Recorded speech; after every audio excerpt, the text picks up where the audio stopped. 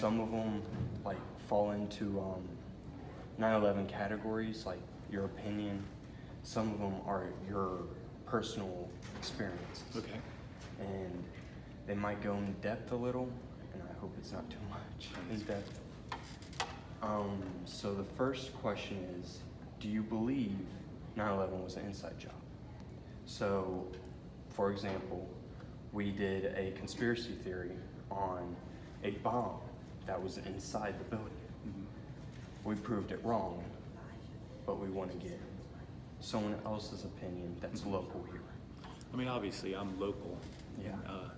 I remember when the incident happened, I mean, where I was and everything else, just like when bad things happen, you tend to remember those things. But there were a lot of subsequent investigations that weren't just criminally related. And a lot of the investigations I looked at had to do with how we design and build buildings, because it's not the first building that ever had an aircraft fly into it. Yeah. In fact, there has been a couple. The Empire State Building, I think there was a military aircraft that flew into a building in Indianapolis.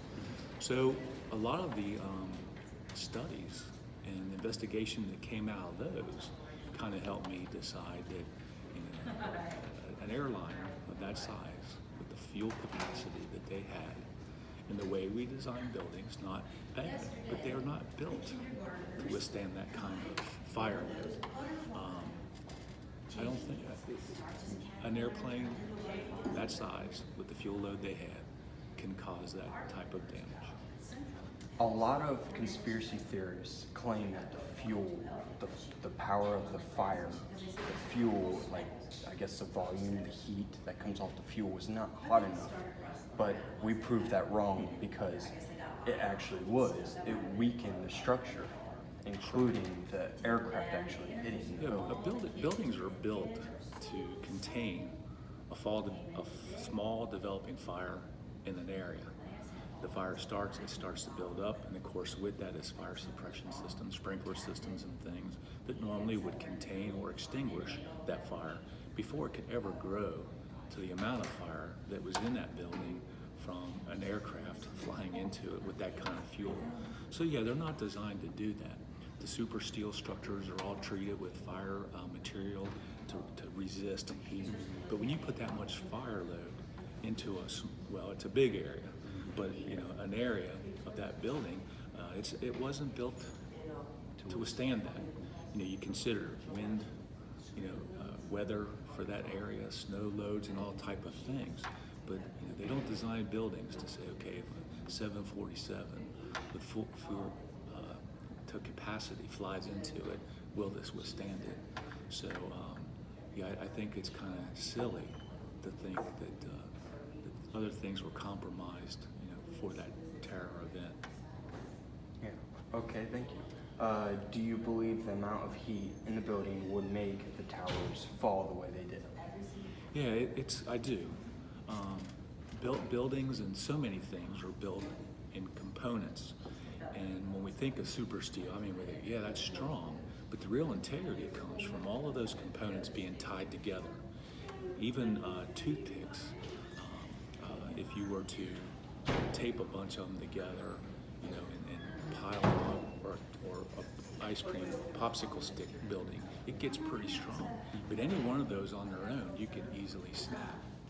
So when you take out a good portion of that building, you're breaching the integrity of that whole structure, and then collapse. And then when you consider the weight of collapse, you know, as one falls, it's like dominoes.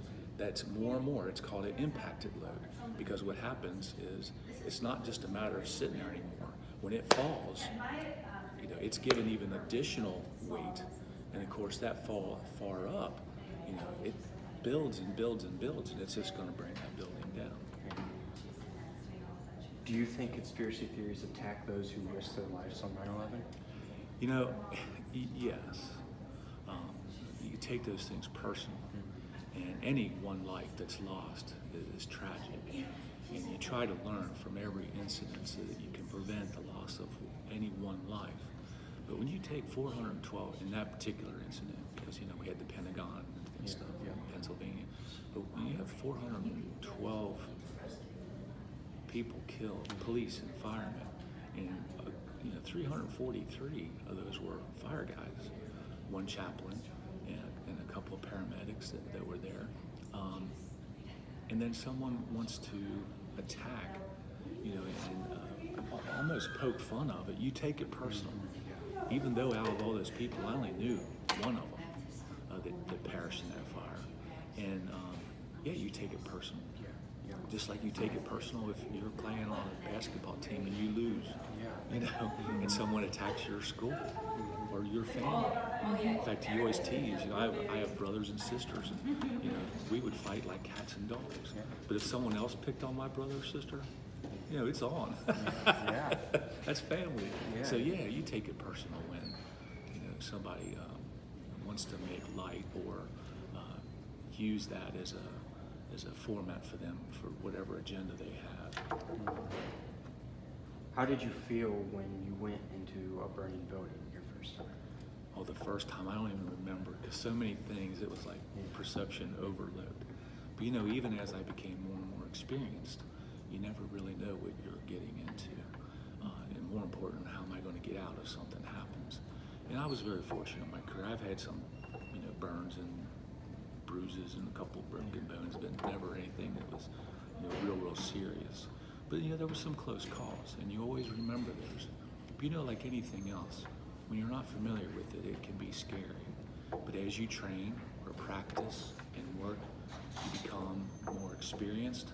You have a lot more confidence in your skills and abilities.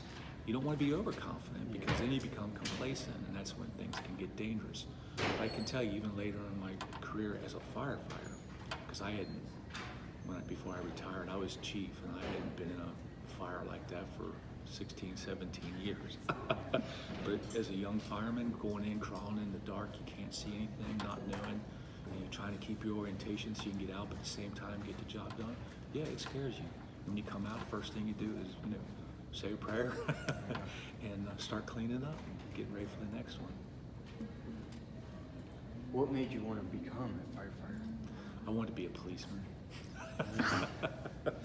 I wanted to be a police officer, and I was in the scouting program, and I was getting a little bit older on the scouting age and was looking for something different. And they had explorer posts through the Boy Scouts of America for police officers, but there wasn't one in Reading. And the other ones that were nearby, you had to live in that community. Well, Reading was beginning to start a fire explorer program. So I got into that at the grassroots level, because they said, you can learn first aid and how government works, and maybe we can start a post for police. Well, once I started on the explorer post for fire, I didn't want to be anything else but a fireman. It's amazing. Okay, what motivates you to risk your life for those who you might not know? I don't know. And I don't think that sometimes we talk about life as, it's very, very important, but it's the preservation of property that we see more of. And it was that because, couches and beds and houses can be replaced, but personal belongings of people, pictures and things that can never be replaced are so important. And if someone has an emergency, instead of the whole house burning, if you can limit their loss to a small area, again, you're doing so much. But the saving life part is so important. But what got me into it, I can't answer that. You didn't think about risking your life going in, because what kind of idiot would go in there thinking he's going to die? It's just that you're trained to do a job, trying to protect property and life, and then when it's time to act, you just kind of do your job. In fact, I think sometimes I was more nervous about what happened afterwards, when you start thinking about what could have happened or what did happen, and then you're like, oh my God, what did I just do? I could have been hurt. But you really don't think of it, because again, you're trained, you're prepared to do it. What emotions did you feel when the first tower got hit? When the first tower was hit, I was in a staff meeting. I was the fire chief at the time, and one of the ladies in the general office came in and told me that the first tower, the tower was hit. And right away, of course, I didn't think terrorism, because as we already discussed, there had been aircraft that had gone into buildings. So we're watching it, and I thought it was pretty unusual, that it was an airliner like that. usually don't fly like that. But when the second one hit, then I knew we had an issue, and that it was going to be bad. And then, of course, the other subsequent things that happened, then it was a lot more obvious what was going on. How did you feel after so long of working on a fire, your crew finally puts on that fire? Oh, it's such a good feeling. In fact, we have to be careful. You know, if you're playing on a team, or even if you're a game board, when you win, you like to celebrate. You know, and after a good job, you want to come out with your crew and high five each other. But you know, you have to remember that there's people watching, and someone else has just had a significant loss, and you don't want to party in their front yard. But it is such a rewarding feeling. But it's also a learning experience. So what we do after a run like that, we'll assemble out front of the building with the people that were there on the scene, and we talk about what happened, what went well, what didn't do so well, what could we have done better, and then we go back to the firehouse, and we still don't high five and order pizza for fun and stuff like that. But it is a fulfilling feeling, and of course the hardship continues as you work with that family, and it's always nice. It could be weeks or months. They'll come back to the firehouse with a tray of cookies or something, or send a nice card, and I think sometimes that's when it was even more rewarding. Well, that was our last question. Good.